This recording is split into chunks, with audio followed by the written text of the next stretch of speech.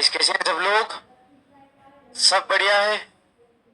ठीक है, फिर प्लीज हैव अ सीट। अच्छा, कितने लोगों का कॉन्सेप्ट बचा है उसको अपन कर लेते हैं और उसके बाद कहानी को आगे बढ़ाते हैं।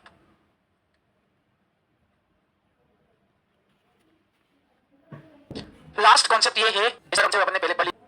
मैथ्स में हम भिन्न यानी कि फ्रैक्शन पढ़ते हैं। एक तिहाई, दो तिहाई, तीन चौथाई, ये फ्रैक्शंस होते हैं। तो जब भी ये भिन्न या फ्रैक्शन आए, लास्ट रूल है ये, और इनका अगर शायद से आप गिन सकते हो यानी कि काउंटेबल नाउन हो, तो इसके बाद जो आएगी वो प्लूरल हो। और इनका अगर ऐसा शब्द आए जो उसको गिन नहीं सकते हो, अनकाउंटेबल नाउन हो, तो उसके लास्ट छोटा सा रूल बचा हुआ था, लिख लो इसे। इस तरह का रूल हमने पहले किया, एक वो सम ऑफ वाला किया था ना।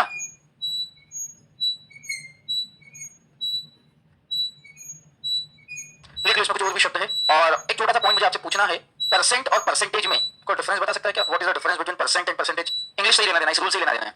परसेंट और परसेंटेज में क्या डिफरेंस है? कुछ बोलने की बातें कर रहे हो, डिस्टर्ब कर रहा है मेरे को। चलिए, परसेंट परसेंटेज में लिखते जाओ, सोचो कि what is the difference between percent and percentage, इसी रूल से लेना देना है इसका। इसमें परसेंट है और परसेंटेज अलग है। दोस्त लिख लो, ये लिखना है। इच्छा नहीं है लिखने की, रहने दो, कोई दिक्कत वाली बात नहीं, लोड मत लो तुम। अच्छा, वो नॉलेजेबल होगा फिर।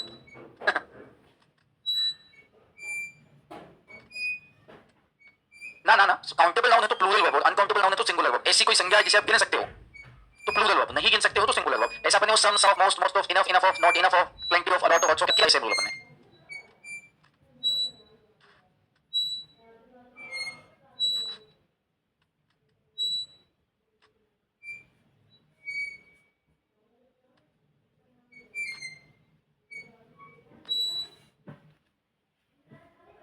परसेंटेज हाफ होता है, वन थर्ड होता है, वन फोर्थ होता है, जितने भी होते हैं, वन फिफ्थ होता है, वन सिक्स होता है, जितने भी फ्रैक्शन है सब मैंने कुछ लिखे। एक तिहाई, तीन चौथाई, दो तिहाई।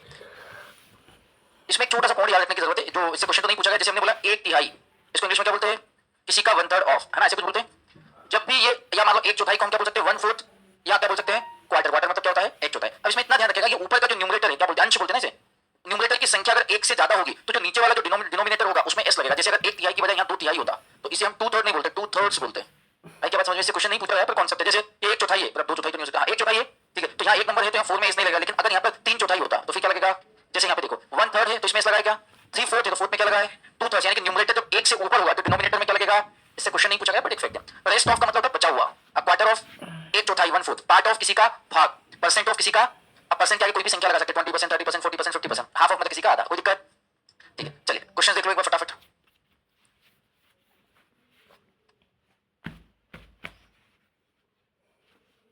हो गए क्या?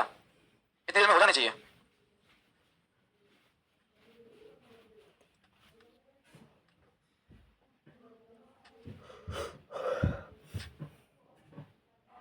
फर्स्ट और सेकंड दोनों में वन थर्ड है। यहाँ पर क्या है?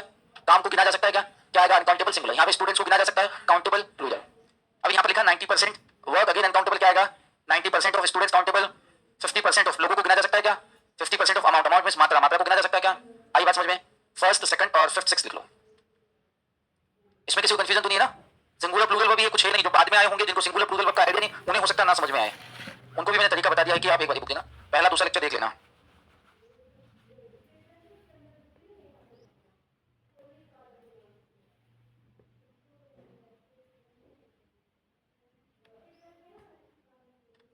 हम लोग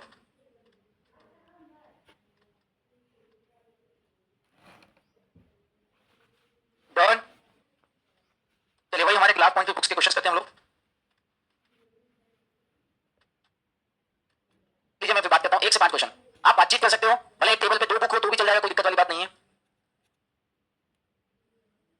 सी भाई